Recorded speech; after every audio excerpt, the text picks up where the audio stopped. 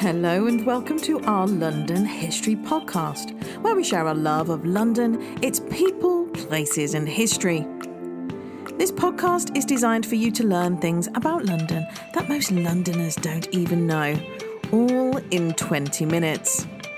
I am Hazel Baker, qualified London tour guide and CEO of LondonGuidedWalks.co.uk. Our walking tours are there for those who love London and want to make the most of their time here, no matter whether it's for a weekend or a lifetime. We aim to deliver well-prepared and insightful guided walks and private tours to make it an experience worth remembering. It's been a busy time here at London Guided Walks HQ. We've launched a brand spanking new website, making your online experience with us even better. Not only do we have a cross-site search function, a better laid out blog and tour pages, but we also have new London tour guides offering new walking tours. We also have a new and improved London History podcast section, which now includes full transcripts, photos, videos, and recommended reading. You can find this new section the usual way at londonguidedwalks.co.uk/podcast, or come to londonguidedwalks.co.uk, click on London History in the menu and select podcast. We've included lots of new images and have linked to related blog posts and other podcast episodes where appropriate. Don't forget, if you enjoy our podcast, then please rate and review. It really warms the cockles of my heart to read your appreciation of this labour of love. Get that cup of tea, put your feet up, and enjoy. When walking over Tower Bridge, you may have noticed a set of decorative plaques that have been installed across the footpaths. These bronze plaques show names of workers of Tower Bridge, including a fitter by the name of Henry Jane Collins, who worked there between 1896 and 1900, or an engineer, Philip Souter, who worked there in the 1980s. Decorative roundels alternate with those former Tower Bridge staff, and some carry ornamental elements of the bridge, its nuts, bolts, flowers, dragons, pistons, etc. And another displays 3 slippery eels. Why is there a plaque to eels on Tower Bridge? To help enlighten us is today's guest, John Wyatt Greenlee, also known as the Surprised Eel Historian. He's a medieval historian whose work focuses primarily on maps, spatial history, and yes, eels. We've got an interesting topic for you today, listeners. It is the Dutch eel trade in London. That's a sort of fascinating, a really long-standing trade that goes back to at least the 14th century and maybe even before. So I'm happy to be here to talk about it. You just touched on the origins of this. How did it all begin? I hadn't even made a connection with the Dutch and eels.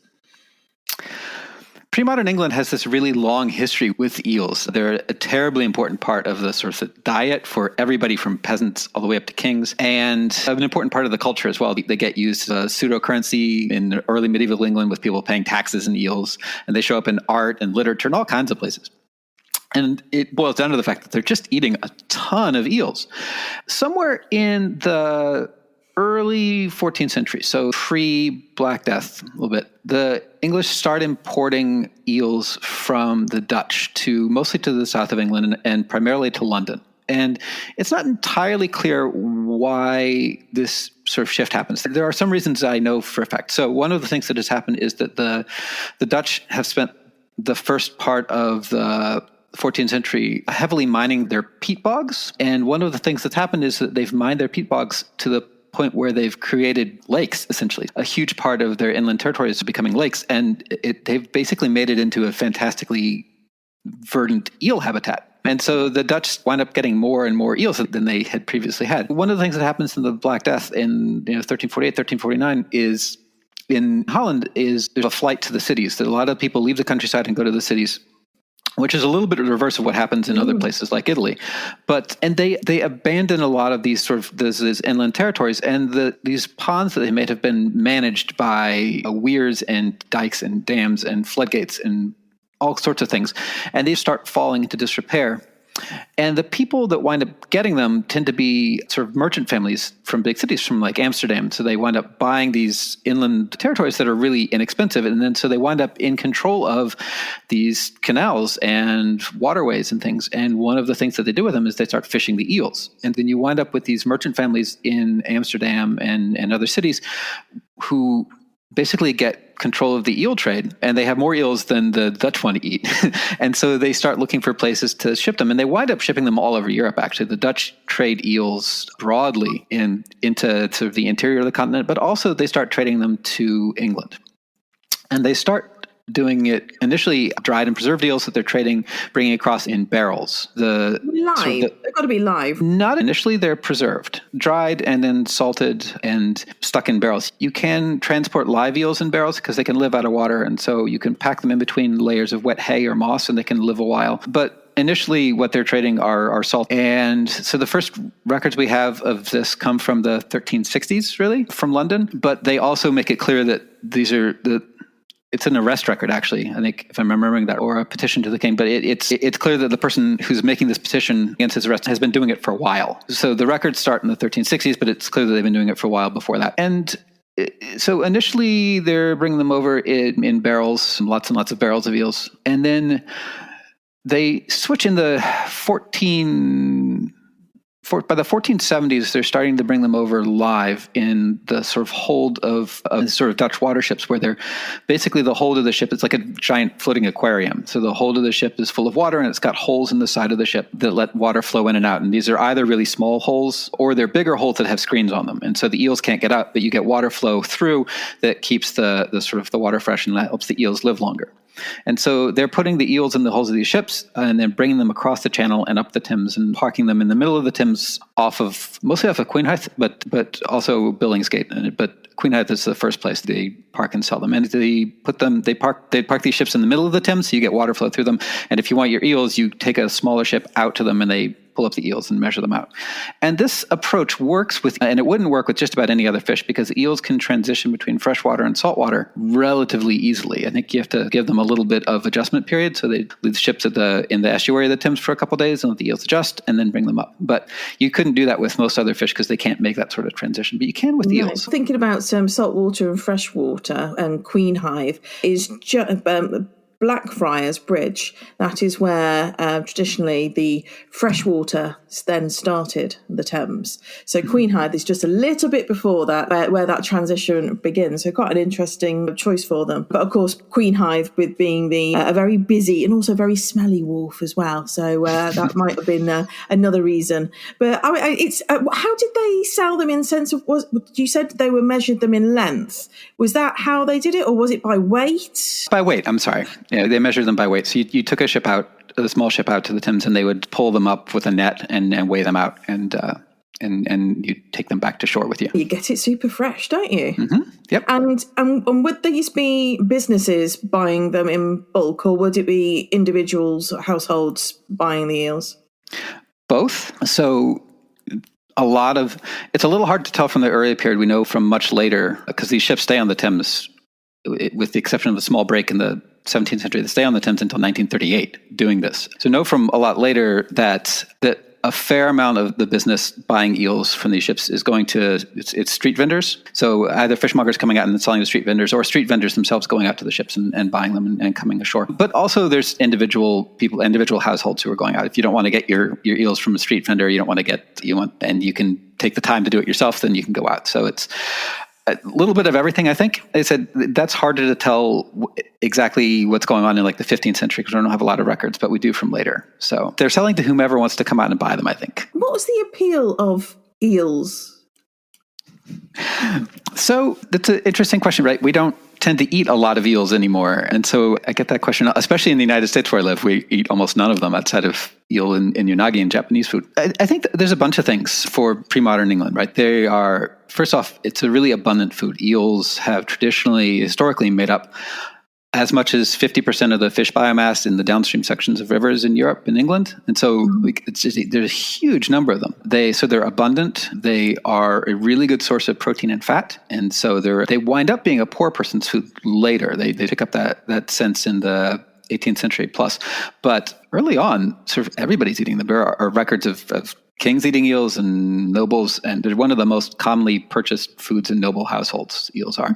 But all the way down to peasants too. Sort of everybody's eating them. They're just a really important part of the sort of cultural diet. And they are religiously important food too. In the medieval period, in the high medieval era, there's about a third of the year are fish days, right? Days where you're not supposed to eat meat, but you can eat fish. And the reason you're not supposed to eat meat is because, meat, and the medieval definition of meat is basically something that lives on land and has hooves, is a really rough definition. But you're not supposed to eat that because meat it comes from animals that reproduce sexually. And during Lent or other these sort of church holidays, you're not supposed to be thinking about sex at all. Thomas Aquinas is pretty clear about this. He says cows and things like that make you think about sex, but fish doesn't so much.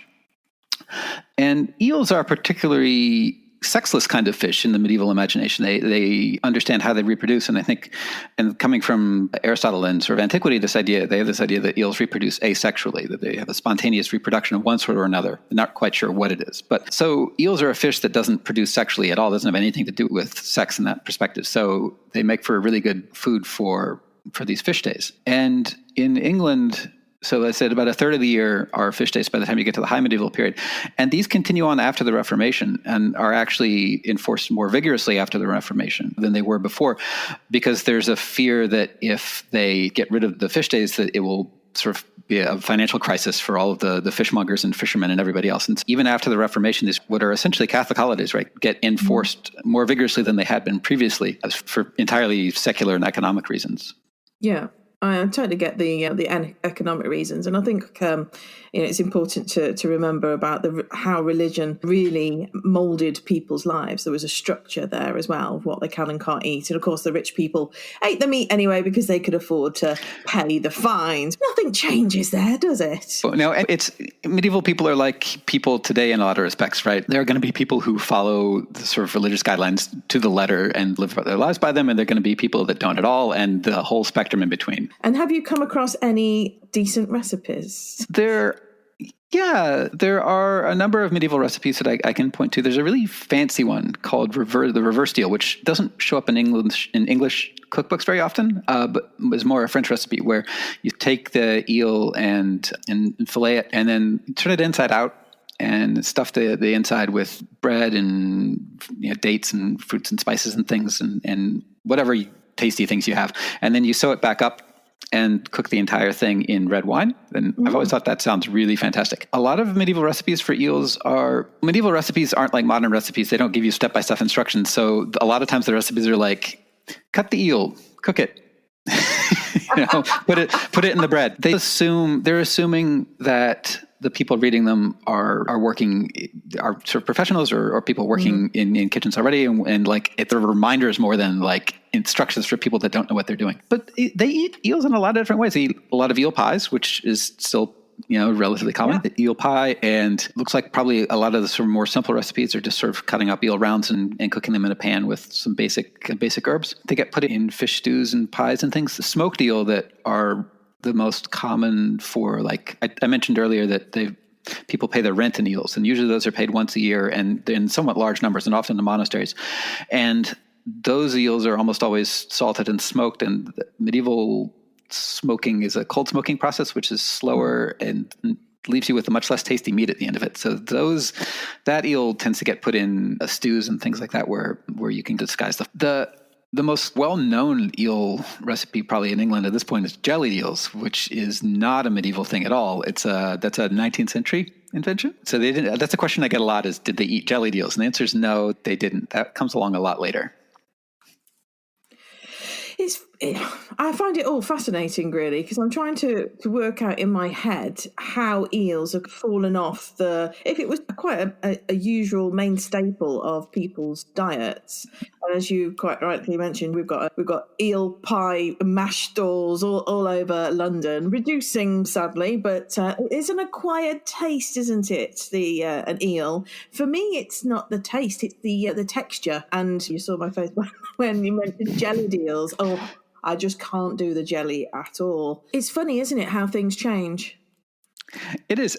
So I've never had jellied eels either. And I have to admit that looking at pictures of jellied eels puts me off. Yeah, at this point, eels, I think in England, have a real lower class sensibility. An East End food, it's a lower class food or a tourist food at this point, right? Yeah, you go to the East End in London, you should have some jellied eels. They pick up that sensibility from about the sort of the 18th century on, where they start getting this sort of lower class sensibility. And I think it has to do, and I'm not certain about this, but my guess is that I mentioned that these ships, these are the Dutch ships trading eels in London, are the primary way that Londoners are getting their eels, and they are for a really long time. But there's about a 15-year period between 1666 and 1681 where the ships aren't on the Thames anymore. This is right in the middle of the Anglo-Dutch wars, and they get kicked off because the Parliament and the King have this idea that they want to reinvigorate an English sort of eel fishing, and so they ban foreign imports of eels, and so the Dutch ships leave. And they're gone for about 15 years. Now, it turns out that the English can't replicate what the Dutch are doing. Among other things, they don't know how to make the ships. There's a really fascinating anecdote. So the king has an eel purveyor, a purveyor of fish and eels, and he wants him to bring eels over to get eels, and the guy has to get permission from Parliament to go across the channel to the Dutch to buy these ships, because he says that nobody in England knows how to make them. So the Dutch are the only ones who know how to transport live eels in bulk. And in 1780, you get a series of petitions to Parliament basically saying, hey, we need to let the Dutch back in because we can't supply our own eels. And part of what's going on there too is the English are draining the fens, and so they're destroying their own sort of native eel habitats. Mm-hmm. So in 1681, Parliament passes an exemption and lets the Dutch come back to the Thames.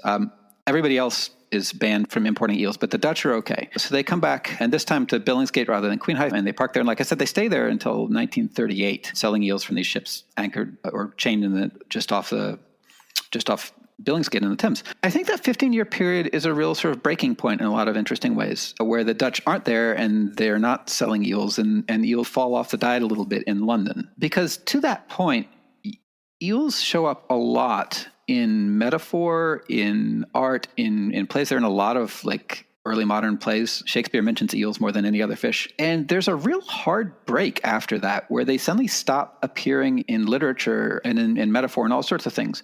And I really think that the sort of moment where this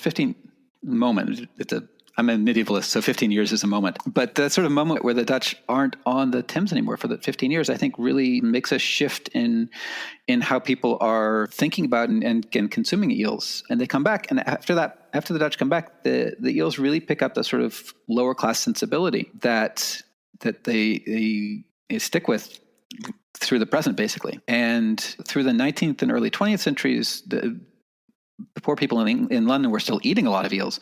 But with the sort of advent of better refrigeration and better transportation, and broader varieties of food, you get more availability to more people of different kinds of food. And as always happens, people want to live like people they see as better than them, right? So if I can eat like the rich people, I want to eat like the rich people. And so in the sort of early 20th century, there's a move away from eels. And so the Dutch are selling eels on the Thames until the 1930s, but the sales keep dropping off and getting less. And they leave prior to World War II, but by the time they leave, they're really not doing a whole lot of business. And the ships don't come back. After sort of in the 1950s, the Dutch start importing eels to London again mostly through shipping them to Yarmouth and bringing them in through refrigerated trucks. But it's a really small fraction of the business at that point. So I think it has to do with sort of class sensibilities and sort of availability of other kinds of food.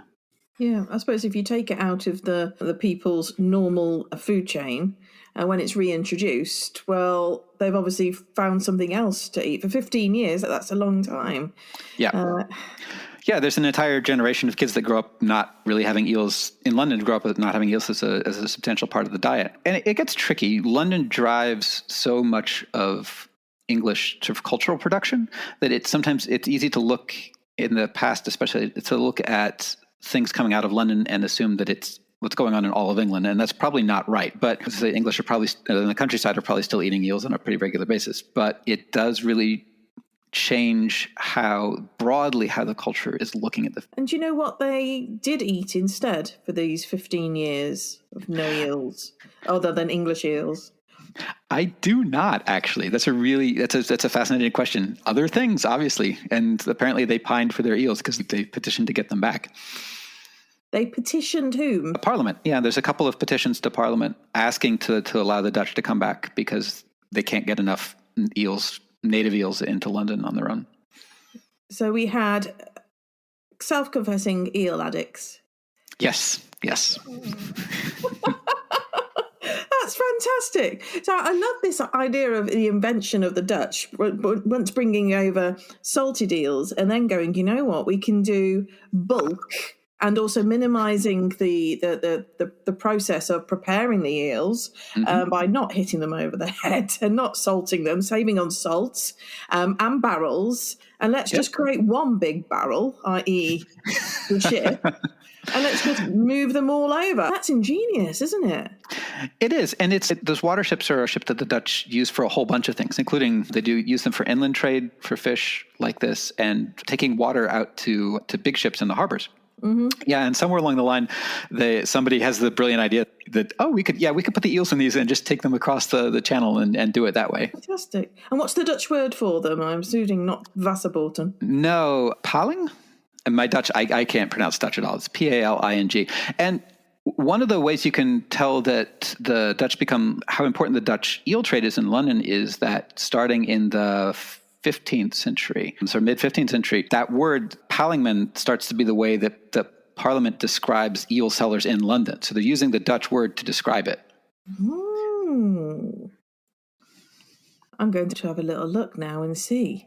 And the Dutch never convince themselves to eat their own eels? They do. They eat lots of eels, actually, but they have so many more than they can eat natively, I think. And it becomes a really important part of their economy as well, this eel trade. And they said they trade eels all over England. And as they start to drain their own inland spaces, they start doing a lot of fishing in Danish waters, in the sort of the Danish Strait between sort of Europe and Scandinavia, and then bringing those eels back down to Holland and keeping them in basically big pens before they can take them wherever they need to take them.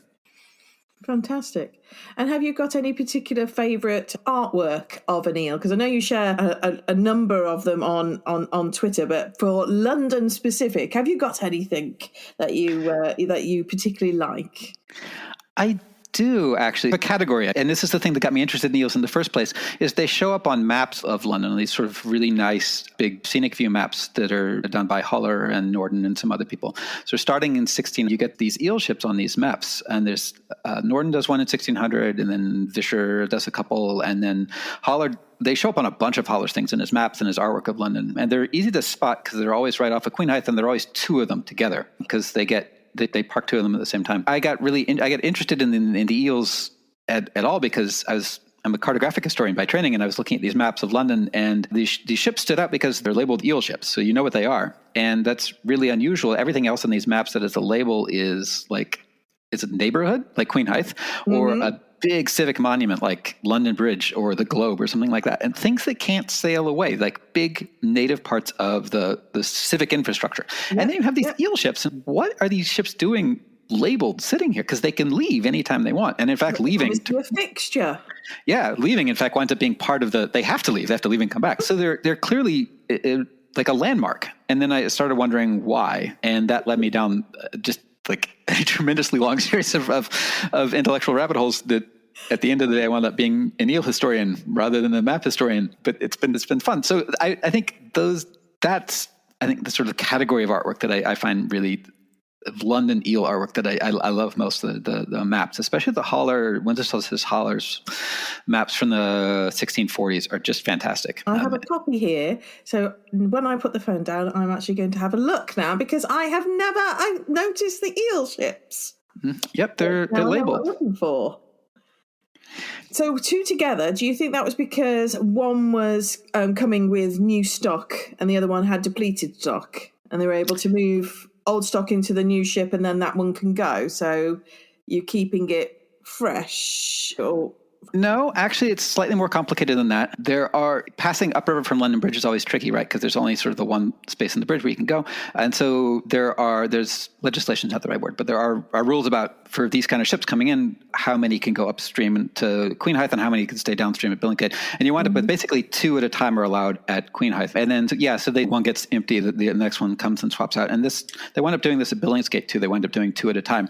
And it develops this really fascinating mythology in the 19th century, that this sort of idea that somewhere along the line there was this charter for one reason or another from one monarch or another. It changes depending on what you're reading. That these ships were granted a sort of free docking rights for as long as it's a great story, right? They're free docking rights as long as the docking chains don't remain vacant for more than 2 minutes. There's this swapping out thing that happens. It's a completely apocryphal story. But it's a great one anyway. But no, so they trade them in and out, and there's only sort of 2 at a time allowed, especially at Queenhithe, because they have to pass up through the bridge. And Norden and then Vischer's maps and Holler's always show 2 at a time, and then Holler paints them. I think he really liked them, but he paints them in some of this other. He does other artwork of London, and you can see them on the Thames because you can see there's a particular tower, sort of a water pumping tower, the square one.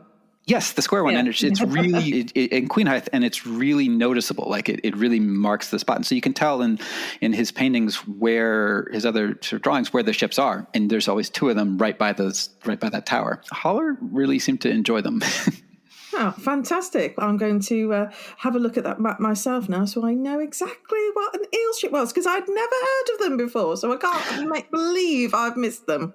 Yeah, and Holler painting ships are really realistic. Like you can get a really good sense of what they look like. The earlier ones, Norden's ones, are a little less realistic to what the ships look like. But it's fascinating. They keep the same basic design for, 500 plus years. The ships in the 1930s are basically the same ships that they were using in the 15th century. They've taken up some of the space in the back with a motor and an engine, but that's it. If it's not broken, don't fix it. Yep, exactly.